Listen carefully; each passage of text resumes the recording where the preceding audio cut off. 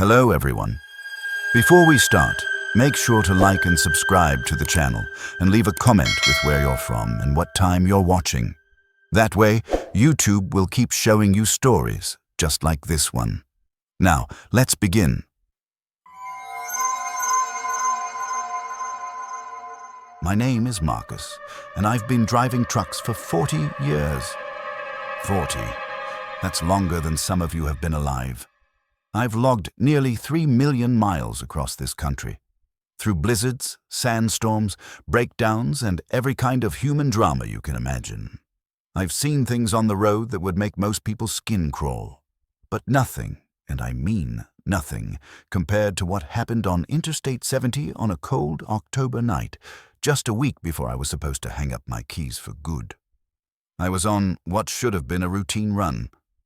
Green River, Utah to Salt Lake City. I'd made this drive maybe 500 times in my career. I could do it with my eyes closed. The problem was, I was already behind schedule. I'd lost 6 hours dealing with a breakdown outside of Grand Junction, Colorado, and my dispatcher was breathing down my neck about it. I had a retirement party scheduled for the following Saturday. 50 years old, just turned gray enough to know better. Decided it was time to live a life that didn't revolve around a steering wheel and an empty cab. So there I was, pushing hard that evening, trying to make up time. It was around 7 p.m. when I hit that stretch of I-70 between Green River and Junction. You know the part I'm talking about. If you've ever driven through Utah, you know what that looks like. For nearly 60 miles, there's nothing. And I mean nothing. No towns, no gas stations, no other cars most of the time. Just desert, red rock, dead grass, and darkness closing in from every direction. On a clear day, it's beautiful. But that night, the weather was turning. Low clouds were rolling in from the west, and I could feel the temperature dropping. Wind was starting to kick up a little dust on the shoulder. I'd been driving for 14 hours straight. My eyes were burning. My back was screaming at me. I had that feeling you get when you've been awake too long, kind of floating like you're not quite connected to your body anymore. I wanted to stop. I knew I should stop, but I was determined to make up those 6 hours. I remember thinking about my retirement, about how this was almost over. 40 years of this. My wife had started planning the party. My kids, they're both in their 30s now, were making arrangements to fly in. I just needed to finish strong. One more week, one more run. That's when I saw her. She was on the shoulder, just past mile marker 110, standing with her thumb out like something out of a 1970s movie. Young woman, maybe mid-20s, blonde hair, wearing a thin denim jacket and jeans. Even from a distance, even in the failing light, I could see she was cold. She was shivering. Now, let me be clear about something. Company policy is explicit. Do not pick up hitchhikers. Don't do it, ever. There's insurance issues, liability issues, safety issues. After 40 years, I'd always followed that rule, always. I'd seen too many stories, heard too many warnings. But this girl wasn't threatening. She just looked desperate, lost, freezing in the middle of the desert. I told myself it was because I was tired. I told myself it was because I was distracted, but honestly, I think it was because of the season. Autumn gets to me. There's something about that time of year, the way the light changes, the way the road feels different, that makes me think about things I usually don't. Makes me remember times when I was young and scared and needed help. I pulled over. She came running up to the cab, and I could see her teeth chattering. She opened the passenger door before I could even unlock it. It was already unlocked, and climbed in. The blast of cold air that came in with her felt like a shock to my system. Thank you, she said, breathless. Thank you so much. I've been out here for hours. I told her to warm up, that the heater would kick in soon. She said her name was Sarah, and that she was trying to get to Salt Lake City to see her mother. She said her car had broken down earlier that day, and a stranger had given her a ride this far, but then he'd had to turn off at Grand Junction. She'd been waiting on the shoulder ever since. hoping someone would stop. "You're lucky I did," I said, starting to drive again. "Not many people stop out here anymore." Sarah didn't respond to that. She just stared out the window, and I mean she stared. Not looking at the scenery, not checking out the landscape, just staring, like she was looking through the window at something on the other side of reality. I tried to make conversation, normal stuff. How long had she been waiting? Where was she from? Did her mother know she was coming? She answered in short, clipped sentences.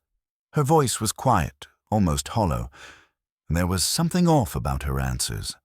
Not like she was being evasive, but like she wasn't quite hearing my questions correctly. Like there was a delay in the processing. When I'd ask her something, there'd be this pause, and then she'd respond. But sometimes her answer wouldn't quite track with what I'd asked. I remember asking her, "What was your mother's name?" She said, "I'm trying to get to Salt Lake City." See? Not an answer to the question I asked. But she said it so matter-of-factly, like it was a perfectly reasonable response.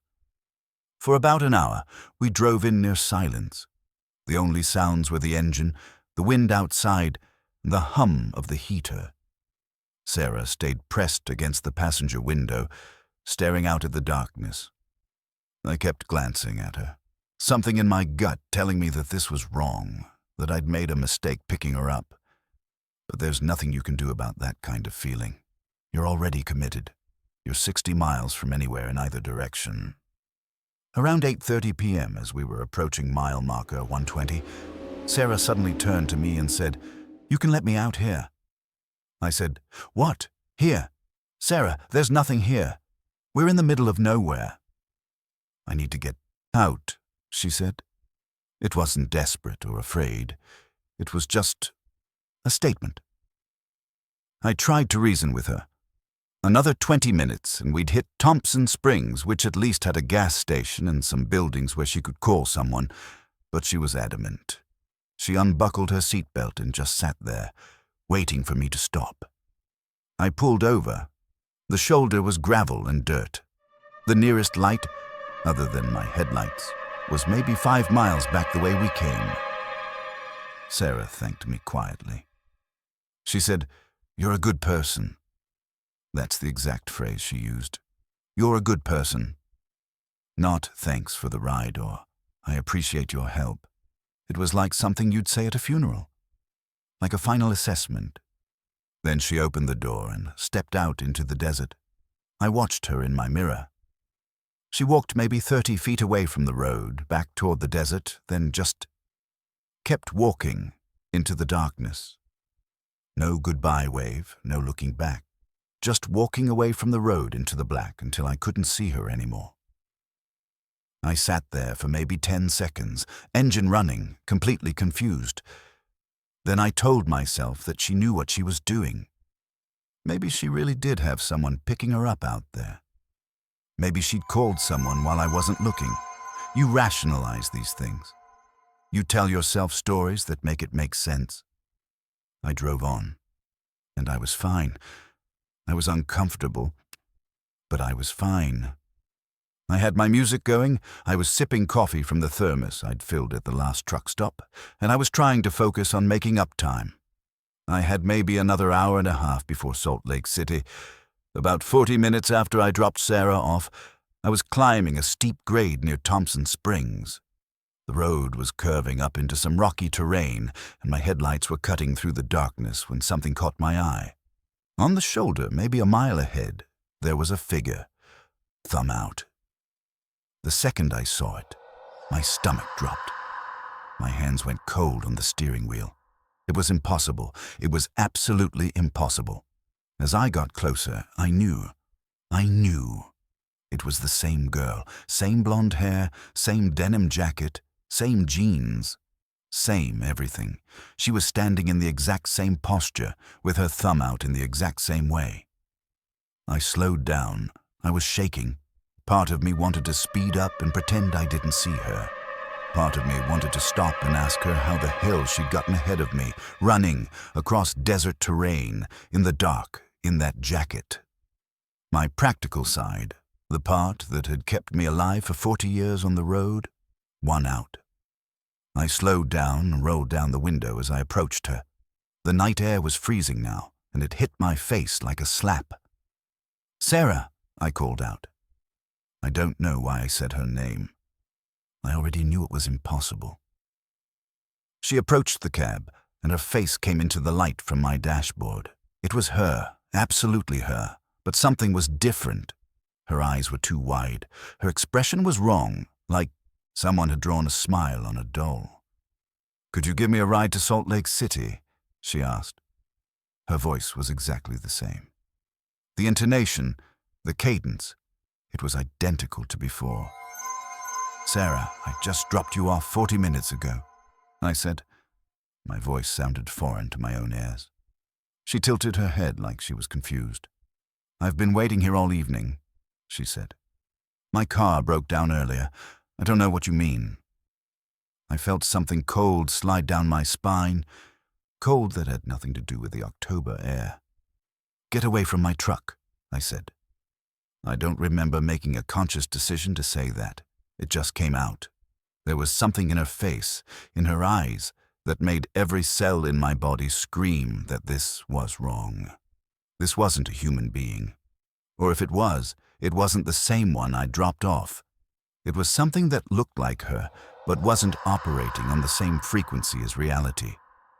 "Please," she said, "I need to get to Salt Lake City." I didn't respond. I rolled up the window, turned up the radio to drown out her voice, and drove away. In my mirror, I could see her standing on the shoulder, watching me go. She didn't wave. She didn't move. She just watched. For the next 2 hours, I could not stop checking my mirror. Every few seconds, my eyes would flick up to that mirror. I was convinced I was going to see her again. I was convinced she was going to appear on that shoulder around the next bend in the next mile marker, standing exactly the same way. I took the next exit and pulled into a truck stop near Price, Utah. The fluorescent lights inside were almost painful after driving in darkness for so long. I got coffee I didn't want and sat at the counter for 20 minutes, just trying to process what had happened. I was exhausted. I was freaked out, and part of me knew that I hadn't actually experienced anything that could be rationally explained, but I'd seen her, twice, in the same night, 40 minutes apart, on a highway with no turnoffs between the 2 points. After my coffee, I got back on the road. It was pushing 1 a.m. at this point. I told myself I was being ridiculous. I told myself it had been a coincidence. Different girls, hitchhikers on the same road. It happens. People dress alike. In poor light, in fatigue, your mind plays tricks. I was driving northeast on I-70, back the way I'd come, but pushing forward. The sky was clear now. The storm clouds had blown through and stars were visible. The desert was actually beautiful at that moment. And then I saw her again. This time it was around mile marker 155. She was standing in exactly the same pose, thumb out, same jacket, same hair. This was about 30 miles north of where I'd last seen her. There was no way, no possible way she could have gotten there. No roads connecting the 2 points, no way to travel across that terrain at night without a vehicle. It was just desert. I didn't slow down this time. I accelerated hard. I didn't even look at her as I passed. I just put my foot down and drove. I was doing 80 miles an hour on a highway that turned through mountain passes. It was dangerous, but I didn't care. I just needed to put distance between me and that thing, that girl, that whatever it was. I didn't see her again that night, but I also didn't stop driving. Not once. I powered through to Salt Lake City, and I arrived at 4 a.m., dead on my feet but wired with adrenaline. I made my delivery. I made my retirement party the following Saturday. I spent time with my family, who asked me why I looked like I hadn't slept in a week. I didn't tell them. How could I? What would I even say? But I'll tell you this. I never picked up another hitchhiker after that night. Not one. I finished my career. I'm retired now, and I've been blessed with good health and time with my family. I've had a good life on the road, 40 years, nearly 3 million miles, and I made it home safe. But I'll never forget that mile-and-a-half of highway between mile markers 110 and 155. And I'll never stop wondering if I saw Sarah 3 times that night, or if something worse was happening. Something that was moving faster than my truck. Something that could be in multiple places at once. Sometimes, late at night, I wonder if she's still out there. Still hitchhiking on that stretch of I-70. Still asking for a ride to Salt Lake City. Still waiting for someone tired enough, compassionate enough, or foolish enough to pick her up. And I wonder what would have happened if I'd said yes. If you're still listening, you probably enjoy stories like this. A like or a comment helps keep them alive.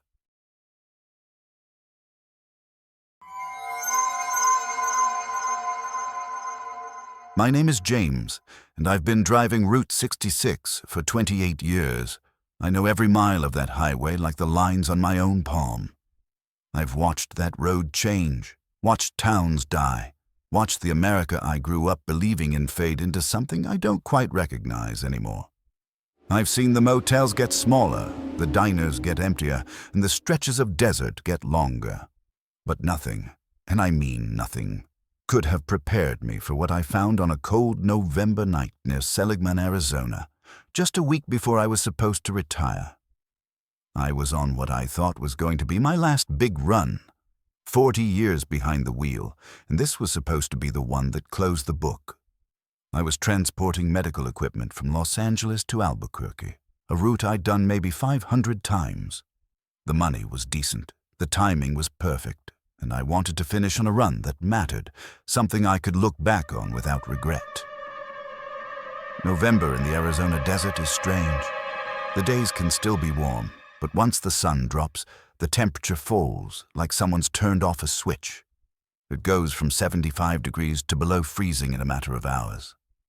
The sky turns this deep purple color that makes everything feel ancient and wrong, like you've driven back into a time that doesn't exist anymore. I'd been pushing hard that day. I'd started at 6 a.m. and by 1:30 a.m.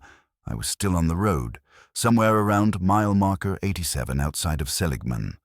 I was tired, but I was determined. I wanted to make it to Albuquerque by morning, finish the delivery, and then coast into retirement.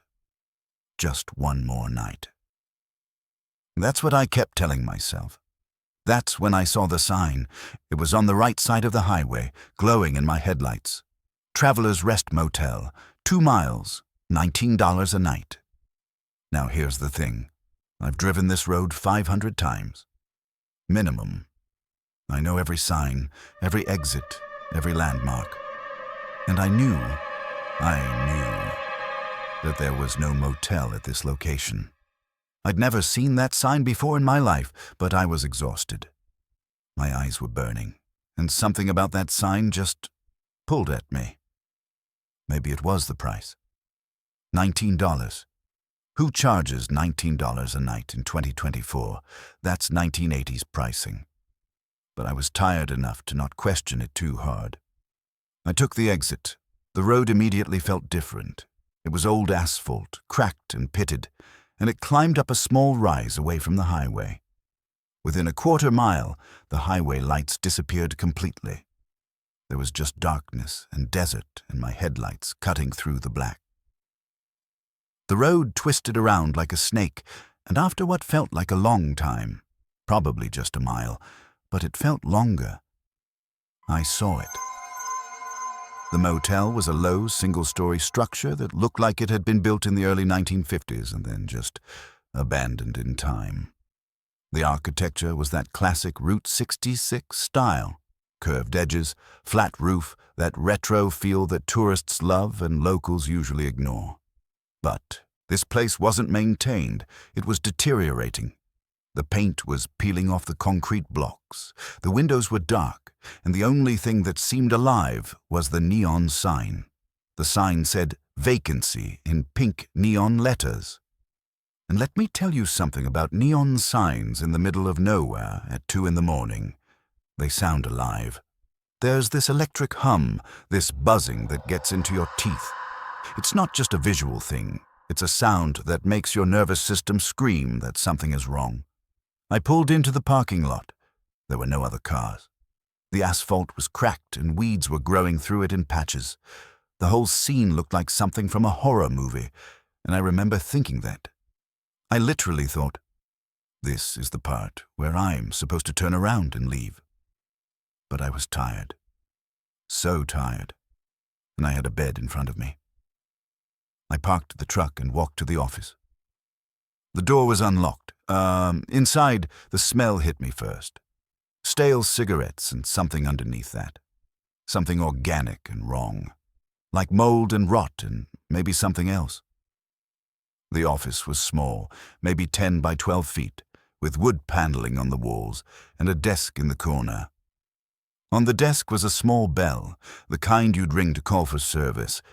Behind the desk, there was a doorway leading to a back room. The back room was dark. I couldn't see anything in there. I rang the bell. For a moment, nothing happened. Then, from the darkness of that back room, a figure appeared. It was an old man, thin, pale. His skin looked like paper, and his eyes had that watery, unfocused quality of someone who hadn't seen sunlight in years. He was wearing a name tag that said Dale. "I need a room," I said. Dale didn't smile. He didn't nod. He didn't do anything to indicate he'd heard me. He just walked to the desk and said, in a flat, rehearsed voice that sounded like it was being played back from a recording, $19 a night. I don't remember the entire transaction. I remember pulling out cash. I remember him handing me a key, an actual old-fashioned metal key, the kind Motel stopped using years ago. The key had a plastic diamond tag with the number 12 on it. I asked him, "How long has this motel been here?" He didn't answer. He just repeated, $19 a night. That was it. He didn't ask for a name. He didn't ask for ID. He just handed me the key, and then he walked back into the darkness of the back room, and I swear to you that I heard him sit down, like he'd been waiting right there by the door the whole time, ready to retreat. I stood there for a moment, key in hand, and something in my chest was screaming at me to get out, but I was so tired. I was so damn tired. I walked to room 12. The room was exactly what I expected. A double bed with a thin olive-colored comforter. A TV from the 1980s, the kind with dials instead of a remote. A small bathroom. A window with heavy curtains that looked like they hadn't been washed in decades. The carpet was a faded brown color that might have been any number of earth tones when it was new. I locked the door. I didn't unpack. I just lay down on the bed and tried to sleep, but I couldn't sleep. I lay there in the dark, listening to the hum of that neon sign from outside. The sound was maddening. It was like a mosquito, but worse, it was right on the edge of being a frequency that made my whole body tense. Around 3 a.m. I heard something from the room next to me. Room 11. There were voices, a man and a woman. They were muffled, but I could hear them. At first it was just talking, normal conversation. But then it escalated. They started arguing. I could hear raised voices, angry tones, and then it sounded like furniture was being moved. Something heavy dragged across the floor. Then silence. Then more voices. Softer this time, almost like they were crying. Then nothing. I got up and looked out the window. The parking lot was still empty. No cars, nothing. But there was a light coming from the window of the room next to me. I could see the glow from the window curtains. That's when it hit me. There was no room next to mine. I thought back to where I'd parked, where I'd walked from the office. The layout of the motel was office, then my room, 12, then the end of the building. There was no room. 11. The wall of my room was the exterior wall of the motel. There was nothing on the other side but the desert. I felt the blood drain from my face. My hands started shaking. The voices had stopped now. The light from the window next to me was gone. I grabbed my bag. I don't know why I grabbed it. I wasn't thinking clearly. I just knew I needed to leave. I walked out of room 12 and went straight to the office. Dale was standing behind the desk. He was standing in exactly the same position as when I'd left. He hadn't moved. He was just standing there, waiting. "I'm leaving," I said. "I want my money back." His eyes focused on me for the first time. They were a pale blue, almost colorless, and they made me think of a fish, something that lived in deep water where no light reached. He said, "You'll be in room 12 tomorrow night." It wasn't a prediction. It wasn't a statement of fact. It was a statement of inevitability, the way someone might say, "The sun will rise tomorrow," or "You will die someday." I didn't respond. I just walked out of that office and went directly to my truck. I didn't run. I wouldn't give it the satisfaction. But I moved as fast as I could without running. I drove away from that motel, and I watched in my mirror as the pink neon sign receded into the darkness. The vacancy light kept buzzing, kept glowing, right up until the road twisted and I couldn't see it anymore. I drove for 15 minutes. My heart was pounding. My hands were sweating on the steering wheel, and then something made me do something stupid. I turned around. I told myself I wanted to photograph the motel. I told myself I wanted proof that it was real, but looking back on it now, I think some part of me needed to know if it was actually there, if I hadn't hallucinated the whole thing. I retraced my route carefully. I took the same exit. I drove up the same winding road. The exit didn't exist. The road wasn't there. Where it should have been, there was just desert, flat, empty desert. No asphalt, no sign, nothing. I drove 5 miles past where I knew the turn should be. Nothing. I turned around and drove back. Still nothing. I pulled over and used my phone's GPS to map the coordinates. I marked the spot where the exit should have been and drove back to the highway. According to the GPS, I was in the middle of nothing. No buildings, no roads, no structures of any kind. Just coordinates in the desert. I sat on the shoulder of Route 66 for about 20 minutes, trying to understand what had just happened, and I came to a conclusion. I was never going back to that motel, and I was going to make damn sure nobody else found it either. I drove straight through to Albuquerque without stopping. I made my delivery at 7 a.m.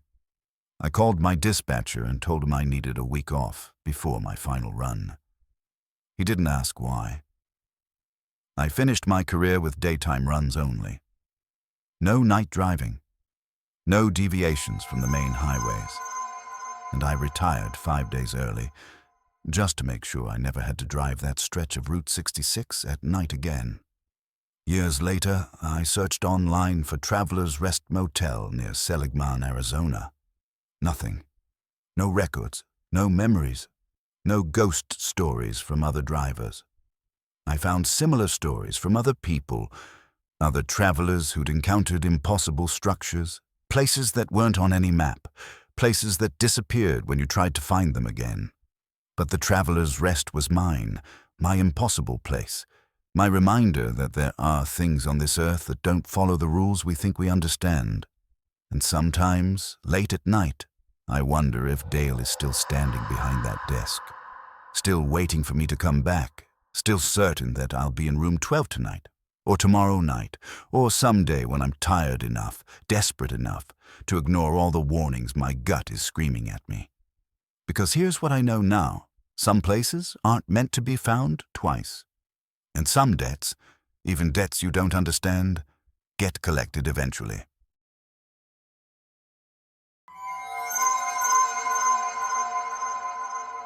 My name is Patricia, and I've been driving trucks for 35 years.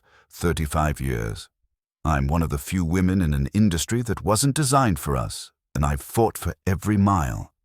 I've proven myself on every highway, through every blizzard, in every situation where my male counterparts told me I didn't belong. And I was proud of that.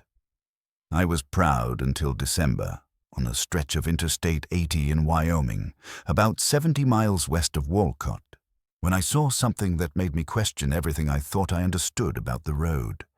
This was my final route. I was supposed to retire after 35 years, and I wanted to go out strong. I wanted a run that meant something, that would cement my legacy as someone who'd earned her place in this industry. So I took a delivery from Denver to Chicago, a route I'd done hundreds of times, a route I could do with my eyes closed. The problem was, I'd left Denver earlier than expected.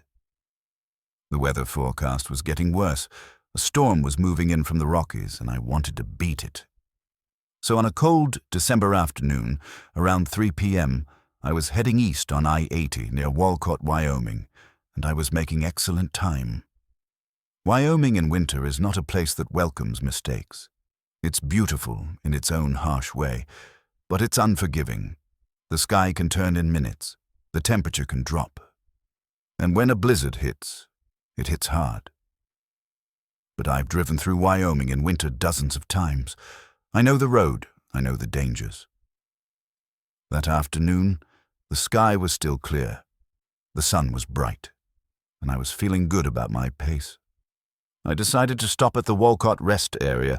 It's one of those rest stops that has both truck and car parking, and I wanted to stretch my legs and grab some coffee. I pulled in around 3:15 p.m. The temperature was dropping fast, maybe in the mid-20s, but it was still manageable. There were maybe 4 other vehicles in the parking lot, all cars.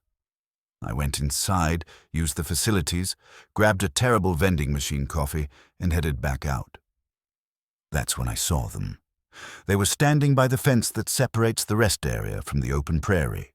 A man, a woman, and 2 children. A boy who looked about 10 and a girl who looked about 7. They were just standing there, facing out toward the plains, not moving, not talking, just standing, and they were dressed wrong. The man was wearing only a thin shirt and jeans, no coat, no hat. The woman was in a light sweater and jeans. The children were in what looked like school clothes. No heavy jackets, no gloves, no hats. In Wyoming in December, with the temperature dropping, wearing clothes like that was suicide. I approached them out of concern. I thought maybe they were in trouble. Their car had broken down, or they were lost or something. "Hello," I called out as I got closer. "Are you folks okay? Do you need help?" The man turned to look at me. That's when I knew something was deeply, fundamentally wrong. His face was gaunt. Not thin. Gaunt. Like he was starving. His eyes were sunken deep into his skull, and they had this quality of looking through me rather than at me. His skin was pale, almost gray. "We're waiting," he said. His voice was flat. There was no emotion in it. It was the kind of voice that AI generates, technically correct but fundamentally lifeless. "Waiting for what?" I asked. "Are you okay? Is your car broken down?" The man didn't answer. He just turned back to face the prairie, and the woman and children did the same. They just resumed their vigil, staring out at the empty landscape. That's when I noticed something else. Their breath. I could see my breath in the cold air, those little puffs of white vapor that appear when it's below freezing. But I couldn't see any breath from any of them. Not from the man, not from the woman, not from either of the children. Their chests were moving slightly, up and down, like they were breathing. But there was no mist, no vapor, nothing. "I'm going to get someone," I said. "I'm going to find a ranger or someone who can help." I walked back into the rest area building.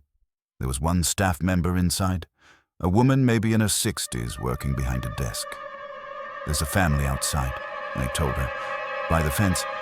They're dressed for summer, but it's freezing. They say they're waiting, but I can't figure out waiting for what. I think they might be in trouble." The staff member looked confused. She walked with me to the window. We looked out at the fence area. They were gone. Completely gone. There was no family. There was no one out there at all, just the empty prairie and the fence. "There were 4 of them," I said. My voice sounded strange to my own ears. "A man, a woman, and 2 kids." They were just standing there. The staff member's expression changed. She looked concerned, not for the family, but for me. "Ma'am, that fence is locked. Nobody can get out there, and I've been here for the last 3 hours. I haven't seen any family. Are you feeling okay?" I wasn't feeling okay. I was shaking. My hands were trembling. I left the building and walked to my truck. I sat in the cab for about 10 minutes trying to process what had just happened. I told myself I'd imagined it. I told myself it was stress from retirement, from being on my last route, from knowing that this was almost over. But I knew what I'd seen. I knew it was real. I got back on I-80 heading east, and I drove. I made it about 20 miles before I saw them again. They were standing on the median of the highway, all 4 of them, standing in the open on the median between the east and west lanes of traffic, standing perfectly still, facing nothing, staring at nothing. I almost lost control of my truck. My hands spasmed on the wheel. I swerved. I watched in my mirror as my truck passed them. I could see them receding behind me, but there were no emergency lights, no other cars stopping, no indication that anyone else had seen them. I took the next exit and pulled into a truck stop.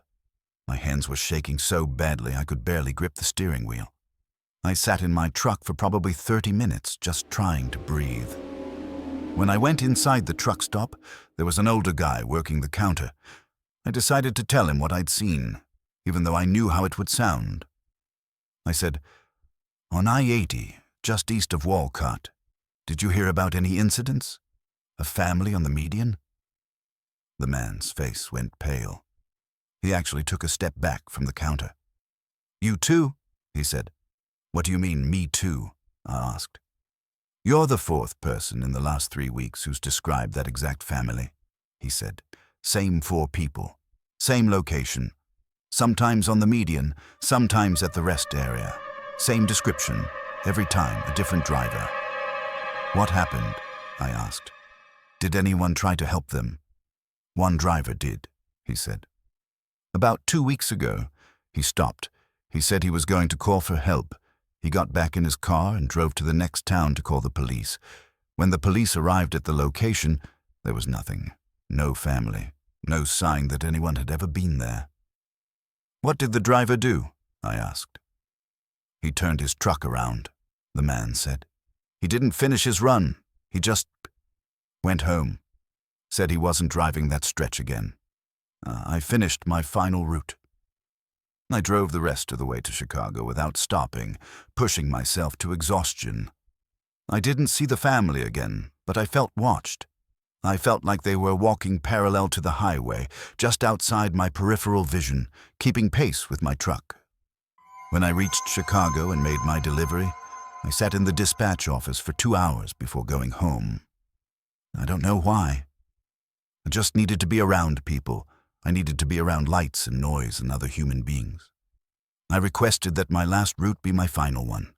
I didn't give a reason, but I requested it, and that was it. 35 years on the road, and that's how it ended. With a family that didn't exist, standing on a median in Wyoming, waiting for something I'll never understand. Years later, I did some research. I tried to find records of accidents on that stretch of I-80, families who died there, anything that might explain what I'd seen. There were accidents, sure, dozens over the years, but nothing that matched what I'd experienced. Nothing that explained 4 people standing on a median in winter with no breath misting in the cold air. I think about them sometimes. I wonder if they're still there. I wonder if they're still waiting. I wonder if other drivers have seen them since. And I wonder what would have happened if I'd stopped, if I'd tried to help them, if I'd reached out to touch the woman's shoulder or called to the children. Because here's what I know now. The road has a memory. It remembers everyone who's died on it, and sometimes it shows those memories to the people driving it, not as a ghost story, not as a haunting in the traditional sense, but as a reminder that we're not alone out there, that we never are. And some places on the highway, some specific stretches, they're thinner than others. They're closer to something on the other side, And the people who died there, they're trying to tell us something. They're waiting to communicate something important. I just wish I knew what it was.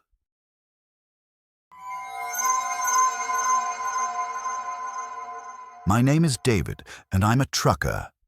I've been driving trucks for 38 years, and I've logged more miles than most people will ever travel in their entire lives. I've seen sunrise from 1,000 different locations. I've driven through hurricanes, blizzards, fog so thick you couldn't see your own hood. I've seen accidents, tragedies, and human kindness in equal measure. I've thought I understood the road, but I was wrong. And I learned the truth on the absolute last night of my career, on a stretch of U.S. Route 27 through the Daniel Boone National Forest in eastern Kentucky, on a night when my truck became something other than a machine. I was on my final delivery. 38 years on the road, and this was it. My last run before retirement. I was transporting machinery parts from Cincinnati to Knoxville, Tennessee, a route that would take me through some of the most beautiful and isolated terrain in the eastern United States. The delivery was scheduled for 8 a.m., and I timed everything perfectly. I was making excellent progress. It was January. The night was cold, probably in the low 20s, and clear. The sky was black. Absolutely black, with stars visible in a way you rarely see outside of remote areas. There was no moon. The only light was from my headlights cutting through the darkness. I'd been driving for 9 hours, and I had about 3 more hours to go. The road was empty. I hadn't seen another vehicle in maybe 45 minutes. It was just me, the road, and the forest on either side of me. I was on the CB radio just to stay connected, to hear some human voices, even if I wasn't talking to anyone. The radio was set to the standard frequency, and I was hearing the usual traffic, other drivers, base stations, the occasional road report. That's when things started to get weird. Around midnight, the CB started making a sound I'd never heard before. Not words, not the usual static and crackle. It was a high-pitched humming sound, almost musical, almost like a tuning fork being held near a speaker. The frequency kept shifting slightly, going up and down, but always in that same narrow range. I reached over and adjusted the dial, trying different frequencies to see if it was a nearby station causing interference. But the hum followed. It stayed with me no matter what frequency I selected. I turned the CB off. For a few minutes, there was just the sound of the engine and the road. And then I saw it in my passenger side mirror. There was a figure sitting in the passenger seat of my cab. My heart nearly stopped.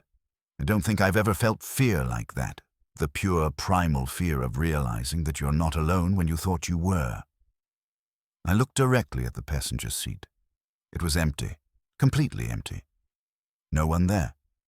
But the mirror still showed the figure, sitting right there in the passenger seat, dark, blurry, but definitely there. I pulled over immediately. I'm talking an emergency stop. I just hit the brakes and pulled to the side of the road. I turned on the interior cab light and looked around. Nobody. The cab was empty. The doors were locked. They'd been locked the entire time. I sat there for maybe 5 minutes, trying to rationalize what I'd seen. Trick of the light. Reflection of something from outside. Fatigue causing hallucinations. I've been pushing hard, and maybe my brain was playing tricks on me. I pulled back onto the road and kept driving. About 10 miles later, my GPS started malfunctioning. It had been working perfectly all night, but now it was showing me heading in the wrong direction. According to my GPS, I was going north. I was actually going southeast. The little arrow on the screen was pointing 180 degrees from the direction I was actually traveling.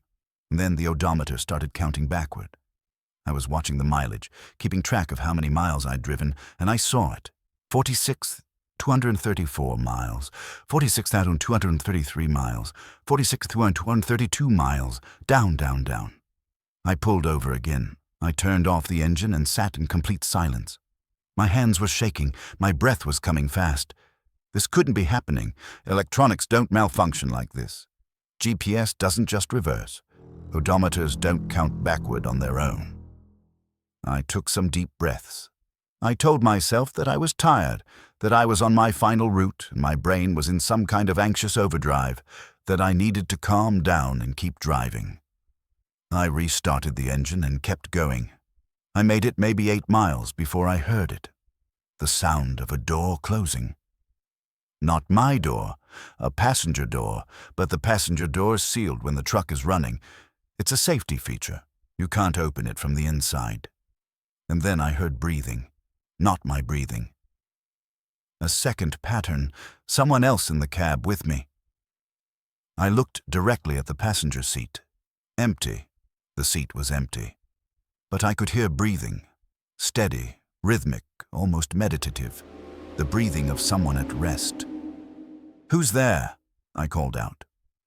My voice sounded like a stranger's voice to me. High, strained, afraid. The breathing didn't change. It just kept going. In, out, in, out. I accelerated. I don't know why. Maybe panic. Maybe the need to escape. I pushed the truck up to 75 miles per hour on a winding mountain road. The breathing became more pronounced. It was getting closer. Not physically closer, but the sound was intensifying, becoming more real, more present. And then I felt it. Warmth on my left shoulder. Actual warmth. Like someone had moved close to me. Like someone was leaning over, breathing on my neck. I didn't look over. I couldn't look over. I couldn't accept the reality of what was happening. The breathing was right in my ear now, and then I heard something that made my skin crawl. Sounds. Not words, but the attempt at words, like something trying to speak but not quite managing it. Sounds like ah and ee, and clicking noises, like something gargling. I accelerated to 80 miles per hour. The road was winding, turning through mountain passes, and I should have crashed. I probably should have died, but I didn't crash. And then, as suddenly as it had started, it stopped. The breathing ceased. The presence vanished. The warmth on my shoulder disappeared. My GPS returned to normal, showing me heading the correct direction. The odometer started counting forward again, back to where it should be. The passenger seat remained empty, but now it felt profoundly empty, like something had been there and had deliberately left. I drove more carefully after that. I kept the speedometer at a reasonable speed. I didn't see anything else unusual for the rest of the drive, but I didn't relax either. I was wound tight, waiting for something to happen, waiting for that presence to return. I made it to Knoxville, Tennessee, and I made my delivery at 7:45 a.m. I didn't go home immediately. I drove the truck to the company yard and parked it. I went into the dispatch office and signed the paperwork for my retirement. My hands were steady when I signed my name. My voice was calm when I talked to the dispatcher, but inside, I was torn apart by what I'd experienced. I haven't driven since that night, not for work, not for pleasure. I don't get on highways at night. I don't drive alone. Something happened in that cab on my final route, and I've never fully understood what it was. But I know this. That presence was real. It wasn't a hallucination or fatigue or any psychological explanation. Something got into my truck that night. Something that can exist in mirrors but not in reality. Something that can sound like breathing but doesn't leave a body. Something that tried to communicate with me and couldn't quite manage it. I wonder sometimes if it was something that died on that road. If it was the spirit of someone who'd been in an accident, someone who died on Route 27 in the Daniel Boone National Forest. I wonder if it was trying to tell me something. I wonder if it was trying to warn me about something, or if it was trying to ask for help. I'll never know.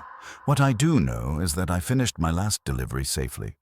I made it home to my family, and I never got back behind the wheel of a truck again, because some things you encounter on the road, some experiences that defy explanation, they change you, they make you question reality. They make you understand that the world is far stranger and more terrible than we're willing to admit. And I'm okay with never understanding. I'm okay with leaving that mystery unsolved. Because some things aren't meant to be understood. Some roads aren't meant to be traveled. And some passengers ride with us for reasons that will never be clear. I just hope that whatever was in my cab that night, I hope it found what it was looking for. I hope my fear and confusion somehow satisfied whatever need it had. And I hope it never finds another driver foolish enough to pick it up. Thanks for listening to these stories. If you made it through the darkness with us, you know the road isn't always what it seems. Please like, subscribe, and leave a comment. Tell us your story. Tell us what you've experienced on the highways of this country, because somewhere out there, someone else has seen what you've seen, and we all need to know we're not alone.